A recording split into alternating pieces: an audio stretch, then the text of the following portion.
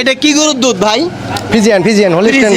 হ্যাঁ, পরিমাপ করব আলহামদুলিল্লাহ। অনেকে আবার রাগ করে। না রাগের কোনো কিছু না। আচ্ছা আচ্ছা, আমি একটু পরিমাপটা করে নেই। প্রিয় বন্ধুরা, আচ্ছা এখানে বলেন। আপনাদের অনেক রিকোয়েস্টের কারণে চলে আসছে আমরা সাবান নামা বাজার। অবশ্যই হ্যাঁ, সকালে আসবো। এই দুধটা ঠান্ডা তাই না ভাই? ফ্রিজে রাখছিলেন তাই না? না ফিজিয়ান না। ঠান্ডা যে আইছে 2 ঘন্টা হয়ে গেছে। বুঝছি মানে ফ্রিজে রাখলে অসুবিধা নাই। আহা, মানে অনেকেই ভুল বোঝে। ফ্রিজে রাখা ভালো, সমস্যা দুটো ঠান্ডা আর কি। তা যাই হোক প্রিয় বন্ধুরা, দেখেন এই যে ভাই অনেক অতি আগ্রহী, বলতেছে আমারটাও পরীক্ষা করেন। আলহামদুলিল্লাহ। দরকার আছে বলেন।